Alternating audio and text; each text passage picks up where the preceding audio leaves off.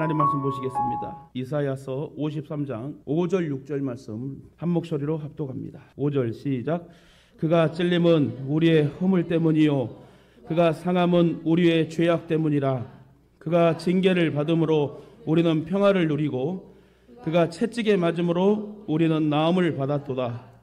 우리는 다 양 같아서 그릇 행하여 각기 제 길로 갔거늘 여호와께서는 우리 모두의 죄악을 그에게 담당시키셨도다. 아멘. 오늘 내가 무엇이기에 주님께서 십자가를 라고 제목을 붙여봤습니다. 예수님은 우리들의 영혼의 문제를 해결하기 위해 십자가를 지니셨습니다. 또한 우리를 죄에서 해방시키기 위해서 십자가를 지셨습니다. 그리고 중요한 것은 죽음의 문제를 해결하기 위해서 우리에게 영생을 주시기 위해서 신이심에도 불구하고 골고다 언덕에서 십자가를 지셨습니다. 특히 우리 주님은 우리에게 참된 평화와 행복한 삶을 살게 하기 위해서 십자가에 돌아가셨습니다. 그래서 이사야 53장 5절에 보면은 그가 찔림은 우리의 허물 때문이요 그가 상함은 우리의 죄악 때문이라. 그가 징계를 받음으로 우리는 평화를 누리고 그가 채찍에 맞음으로 우리는 나음을 받았도다.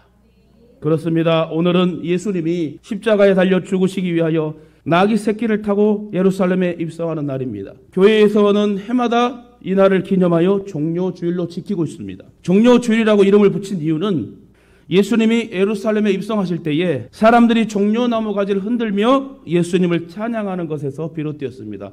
호산나 호산나 다윗의 자손이여 찬송하리로다.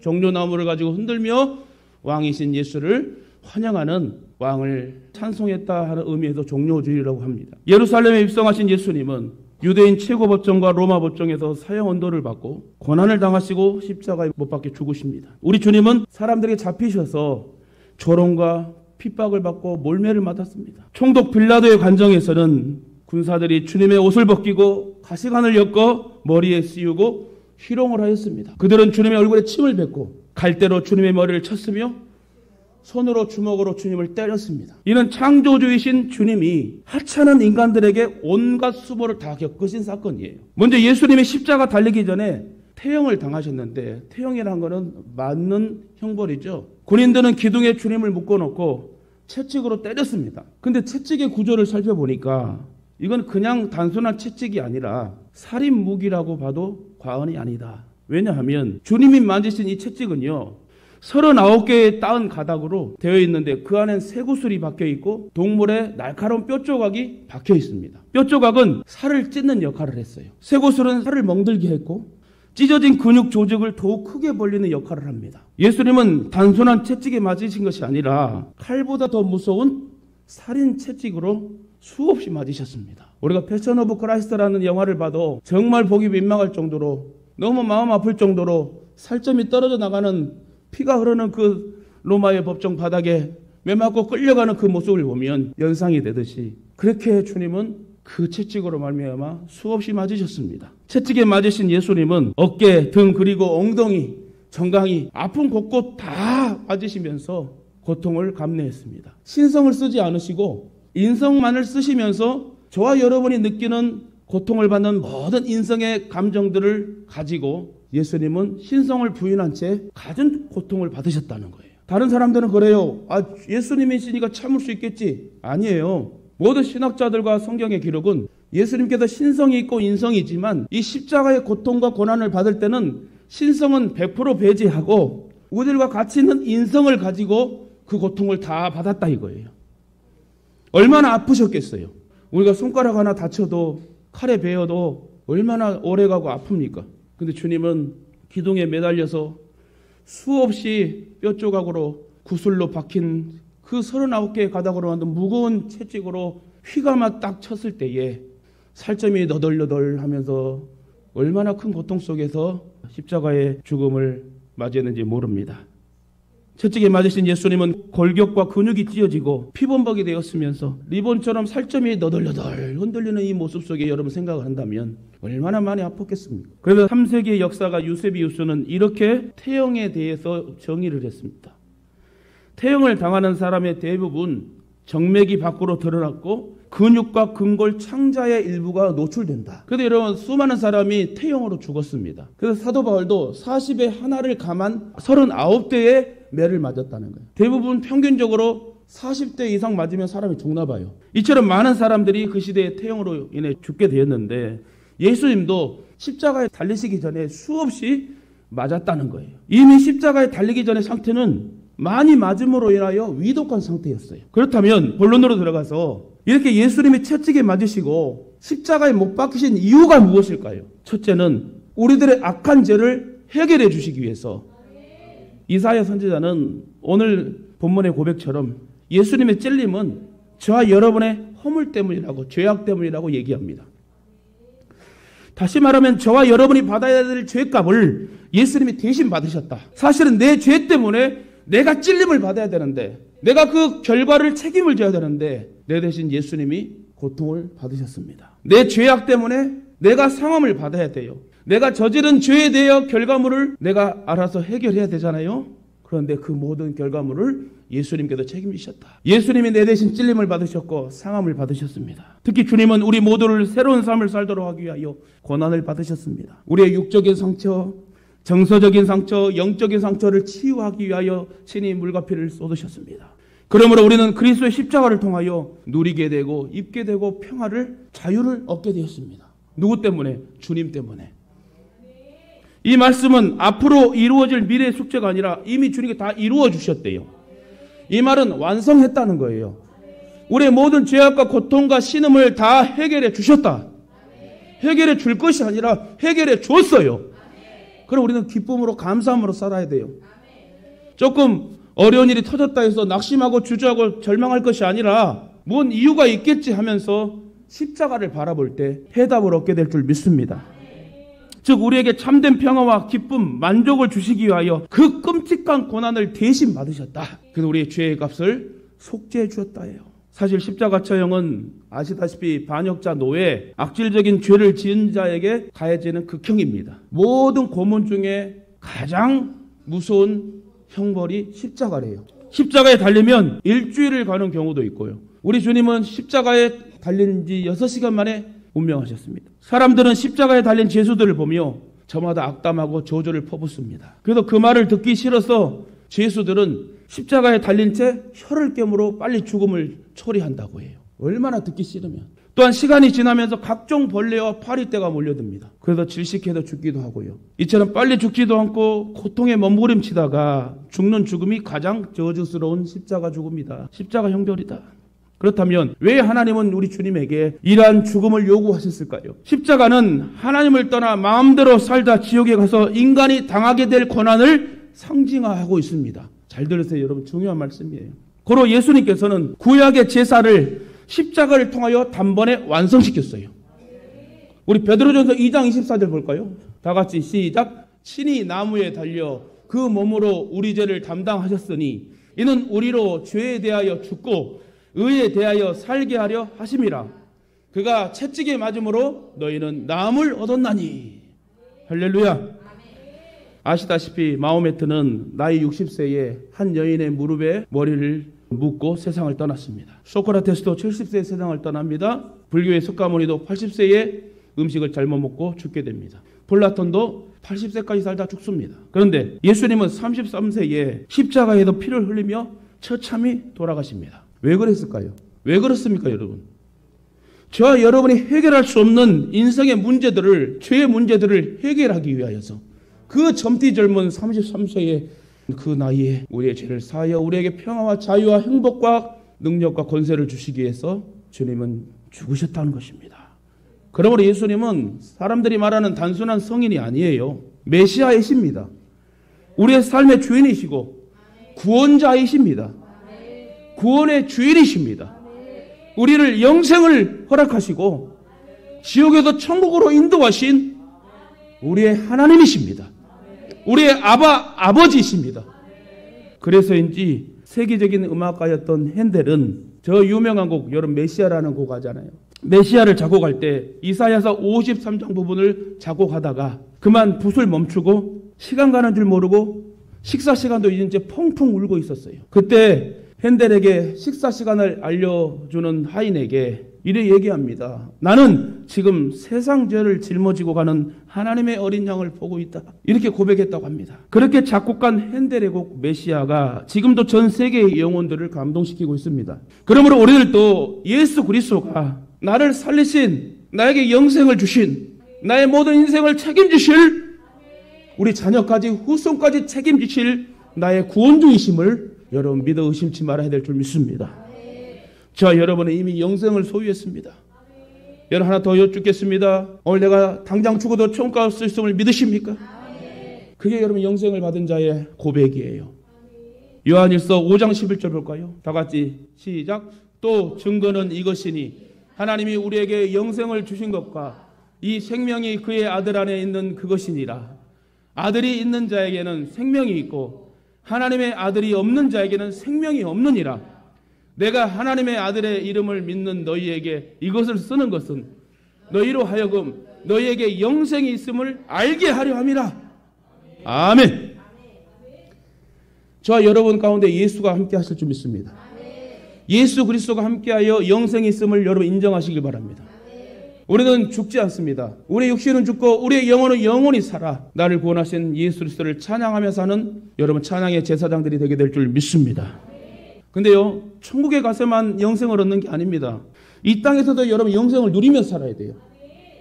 천국에서 맛보게 될 기쁨과 평강을 이 땅에서도 누리고 살아요. 여러분 너무 괴롭게 살지 마세요. 너무 힘들게 살지도 마세요. 나에게 영생을 주신 이 기쁨과 평강이 천국에서도 더 형용할 수 없는 기쁨으로 우리에게 소망을 주시겠지만 이미 영생을 받은 우리는 이 땅에서도 그 기쁨과 평화를 누려야 돼요. 자유를 누려야 된다는 거예요. 두 번째, 예수님이 채찍에 맞으시고 십자가에 못 박혀 죽으신 이유는요, 방금 얘기했던 것처럼 십자가 은혜와 사랑을 누리게 하기 위해서. 사랑하는 가족 여러분, 마귀가요, 저와 여러분을 넘어뜨리려고 온갖 것을 유혹하지만 그러나 결코 저와 여러분은 이길 수 없습니다. 왜냐하면 저와 여러분 가운데 예수가 함께 하시니 어떤 마귀 권세가 와도 우리를 지배할 수 없는 거예요. 내 안에 예수께서 지배하니 내 안에 내 생각과 마음과 모든 행동들의 결단의 모든 것을 주님이 나를 포섭하고 계시는데, 쉽게 말해 나를 조종하고 계시는데 뭐가 두렵습니까? 그래서 사도 바울은 고백하며 당당히 선포합니다. 어떻게 해요? 로마서 8장 한번 봅시다. 시작. 누가 우리를 그리스도의 사랑에서 끊으리요? 환난이나 공고나 박해나 기근이나 적신이나 위험이나 칼이랴. 기록된 바 우리가 종일 주를 위하여 죽임을 당하게 되며 도살 당할 양같이 여김을 받았나이다 함과 같으니라. 그러나 이 모든 일에 우리를 사랑하신 이로 말미암아 우리가 넉넉히 이기느니라. 할렐루야. 그렇습니다. 나를 사랑하사 우리를 위해 십자가신 주님을 그러므로 사랑하며 높이며 살아야 될 줄 믿습니다. 우리 모든 삶과 세상의 모든 연약함을 이기게 하시고 우리를 사랑하여 주셔서 어떠한 영적 전쟁에도 승리하게 하시는 그 예수 그리스도가 나와 함께 하시니, 여러분 그 예수 그리스도의 나와 사랑을 누가 끊겠습니까? 그래서 사도 바울은 평생을 주님을 찬양하며 전도하며 살다가 힘들고 어려워도 당당히 고백하며 선포합니다. 적신이냐 칼이랴 그 어떤 것에서도 나와 주님과의 관계 속에서 끊을 자가 없다. 매년 이맘때쯤 되면 예수님의 십자가 고난을 기념합니다. 그러나 정말 십자가를 값지게 하는 것은 무엇일까요? 그것은 예수님이 십자가를 통해 성도들에게 주신 것을 누려야 된다는 거예요. 여러분 받았으면 누려야 돼요. 여러분 영생의 선물을 받았습니다. 교회를 선물로 받았습니다. 여러분 가족을 선물로 받았습니다. 우리에게 건강 주신 선물도 받았습니다.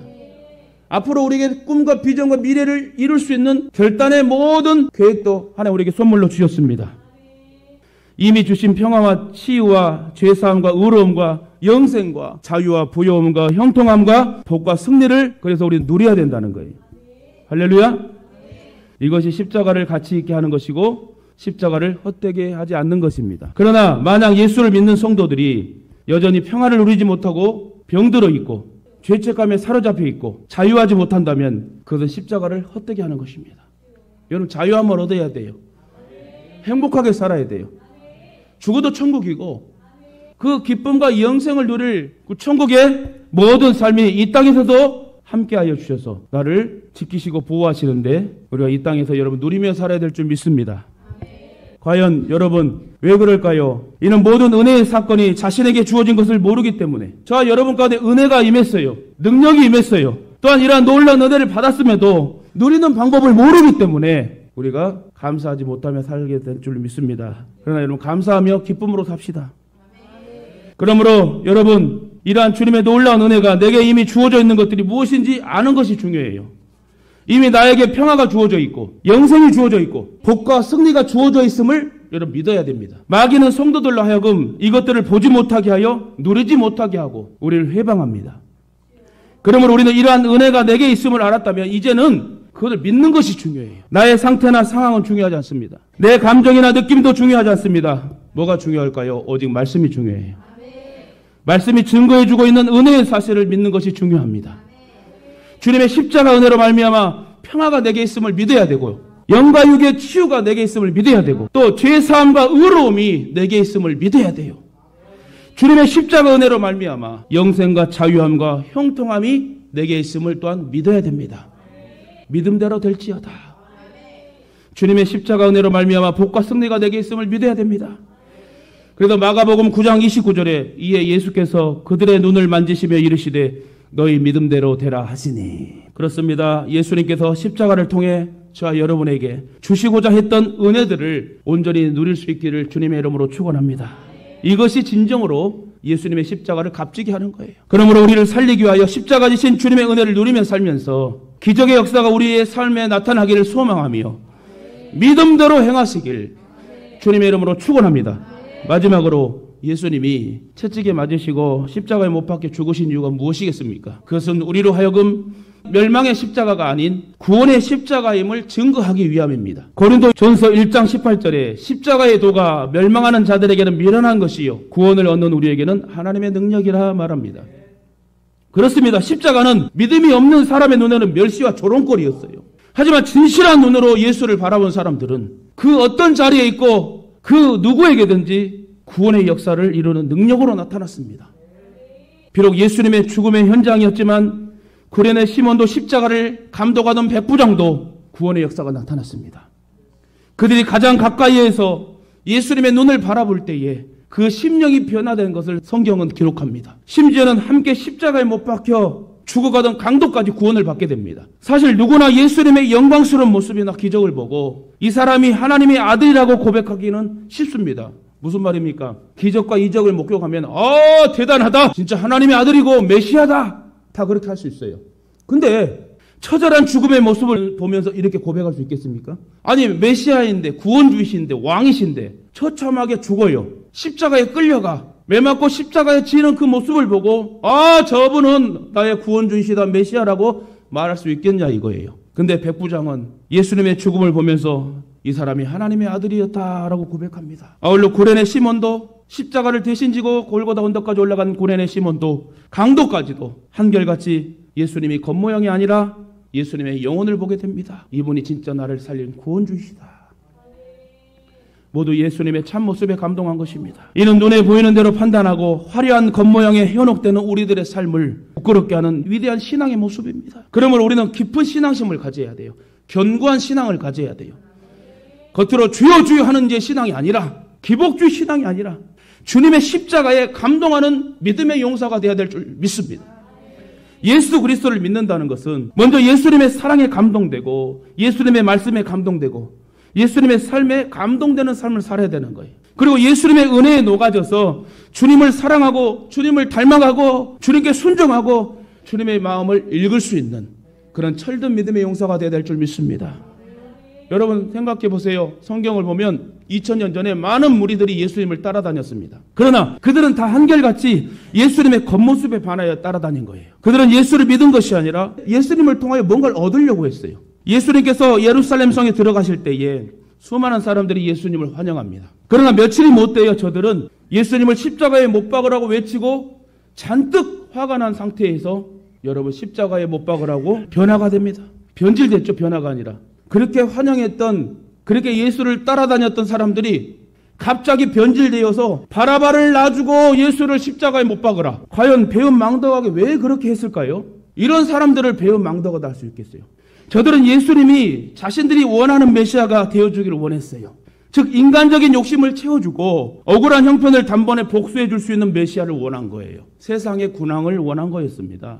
처음에는 예수님이 그런 분이라고 생각하고 환영을 했어요. 왜? 수많은 사람들이 따르니까. 기적도 베풀고 능력도 베푸니 이 사람이면, 이분이 왕이 되면 이스라엘은 회복이 되고 해방이 되겠다. 하지만 자신들의 기대와 다른 예수님의 말씀과 모습에 대해 실망하고 십자가에 못 박으라고 일제히 담합하며 소리치게 된 것입니다. 일제히 다 같이 담합을 해요. 안타깝게도 이들은 구원의 십자가가 아닌 눈이 가려 멸망의 십자가를 바라보게 된 것입니다. 그러면 우리는 멸망의 십자가가 아닌 구원의 십자가를 담대히 증거하는 복음의 용사로 살아야 될 줄 믿습니다.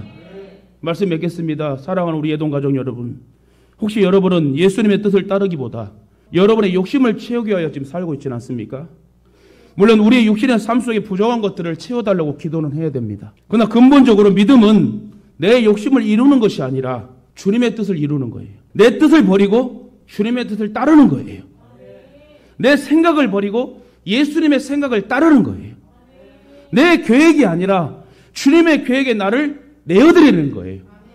모든 삶에 내가 조종하는 것이 아니라 내가 조종을 당해야 된다고요. 주님은 왕처럼 예루살렘에 들어가셨지만 며칠이 못되어 죄인처럼 십자가에서 죽으셨습니다. 고난절 동안의 예수님의 모습은 너무나도 조용하시고 평안하시고 침묵하시는 모습이에요. 수많은 사람들이 호산나를 부르며 환영할 때에도 주님은 별 말씀이 없으셨습니다. 시시각각 다가오는 죽음의 위험 앞에서도 주님은 침묵하셨습니다. 수많은 사람들의 거짓말 앞에서도 변명하지 않으셨습니다. 본디오 빌라도의 신문 앞에서도 말씀이 없으셨습니다. 왜냐하면 예수님은 이미 십자가를 지는 것이 하나님의 뜻임을 아셨기 때문에 사람들에 의하여 붙잡혀오고 사람들이 십자가의 못을 박지만 그것은 이미 인간 구원을 위한 하나님의 계획임을 예수님은 아셨어요. 그래서 사람들이 무엇하고 하든지 빌라도가 어떻게 묻든지 아무런 말씀도 변명도 안 하셨습니다. 다만 인간의 죄를 지시는 대속의 양으로서 하나님의 구원의 섭리의 끝까지 순종하십니다. 그렇습니다. 예수님은 2000년 전 우리들의 모든 죄를 대신하여 십자가에 짊어지시고 갈보리산을 오르셨습니다. 그때 사람들은 주님의 옷을 벗기고 침을 뱉으며 머리에는 가시관을, 손과 발에는 대못을 받고 옆구리에는 창을 찔러 물과 피를 다 쏟게 하고 십자가에 죽게 합니다. 하지만 하나님은 사흘 만에 예수님을 다시 살리셔서 그 주님을 지극히 높여 모든 이름 위에 뛰어나게 하셨습니다. 그리고 만물의 주님 발 앞에 엎드리게 하셨습니다. 3일 만에 부활하신 주님은 지금도 하나님 우편에서 우주 만물을 지금 다스리고 계십니다. 우리의 머리털까지 세심받은 하나님께서 우리의 생각과 마음의 모든 앞으로 되어질 일도 알고 계시고 우리를 이끌어 주십니다. 그런데 예수님은 제자들에게 뭐라고 그러지요? 아무든지 나를 따라오려거든 자기를 부인하고 자기 십자가를 지고 나를 쫓을 것이니라. 여러분 지금 누굴 쫓고 있습니까? 어떤 상황에도 우리는 예수 그리스도를 쫓아야 될 줄 믿습니다. 아무리 힘이 들고 어려워 속상하고 누명을 써도 답답하고 우겨쌈을 당해도 나를 구원하신 해결자이신 해답이신 능력이신 예수를 쫓아야 될 줄 믿습니다. 그러므로 내가 무엇인데 주님이 친히 십자가를 지셨는지 오늘 본문의 말씀, 오늘 귀한 하나님의 말씀을 상고하시면서 진정 구원의 십자가를 담대히 기쁨으로 증거하는 그런 복음의 용사가 되시길 주님의 이름으로 축원합니다.